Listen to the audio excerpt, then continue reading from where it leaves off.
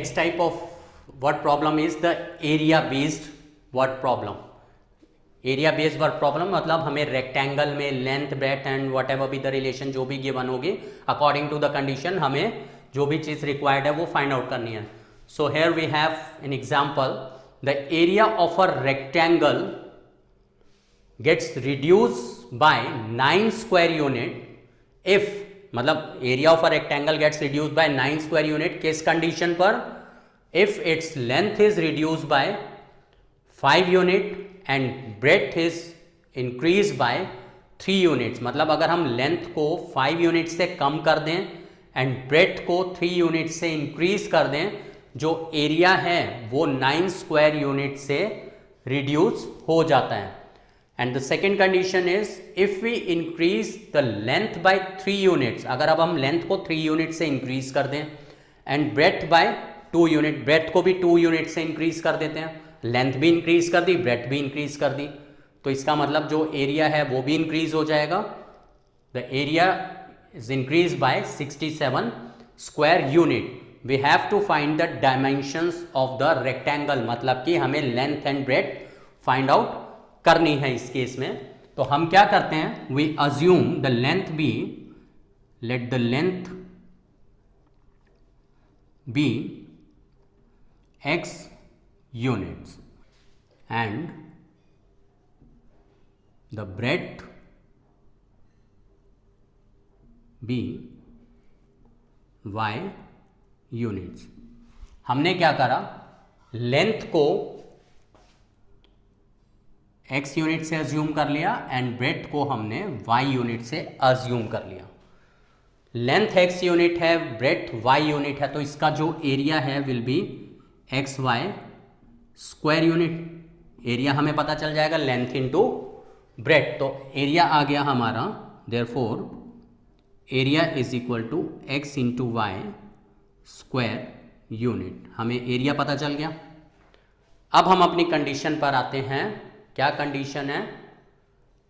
The area is reduce by 9 square unit if it's length is reduce by 5 and breadth is increase by 3. तो new length, condition 1, new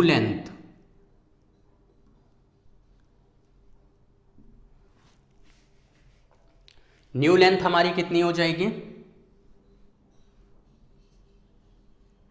कितना हमने reduce करा है length को? Bye 5 unit, यानी कि x minus 5 unit and the breadth is increase by 3 unit. तो new breadth कितना हो जाएगा? y plus 3. अब न्यू एरिया हम फाइंड आउट कर सकते हैं. न्यू एरिया विल बी, दोनों को मल्टीप्लाई कर दें, x minus 5 into y plus 3. कितना बन जाएगा ये? X y x into 3x minus 5y minus 5 into plus 3 minus 15. ये हमारा एरिया आ गया, new area. And new area हमारा कितना हो जाता है? New area is what? 9 square unit less than the original area, because जो एरिया है it gets reduce by 9 square unit. तो एरिया हमारा है x y plus 3x minus 5y minus 15. This is the new area and it is reduce by 9 square unit, मतलब कि जो पहले area है उससे 9 स्क्वायर यूनिट से रिड्यूस हो गया एक्स वाई माइनस 9. यहां पर एक्स वाई से एक्स वाई कैंसिल हो जाएगा. Now 3x minus 5y is equal to 6. ये हमारा फर्स्ट इक्वेशन आ गया. माइनस 15 उस साइड जाकर प्लस हो गया. This is first equation. Second condition में हमें क्या गिवन है? When the length is increased by 3 unit and the breadth is also increased by 2 unit. Length is increased by 3 units and breadth is increased by 2 units. So in second case, new length will be x plus 3 and new breadth y plus 2. Length को 3 से increase कर दिया, breath को 2 से increase कर दिया.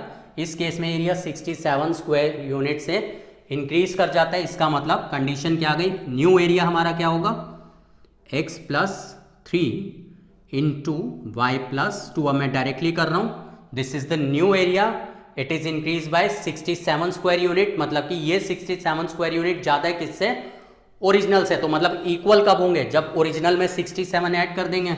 सो this area is 67 square unit more than the original area. इसको भी हम सिंप्लीफाई करें, x y plus 2x plus 3y plus 6 equals to x y plus 67, x y से x y cancel, 2x plus 3y is equal to 61. ये हमारी आ गई second equation. अब हमें क्या करना है, इन दोनों इक्वेशंस को सॉल्व करना है. इन दोनों इक्वेशंस को तुम इजीली सॉल्व कर सकते हो. जो भी हमारी x एंड y की वैल्यूज आएंगी वो हमारी क्या हो जाएंगी, डायमेंशंस ऑफ द रेक्टेंगल. ये जो इक्वेशंस है ये तुम्हें खुद सॉल्व करनी है. अब कितना प्रैक्टिस तुम्हारा हो गया है, खुद सॉल्व कर सकते हो.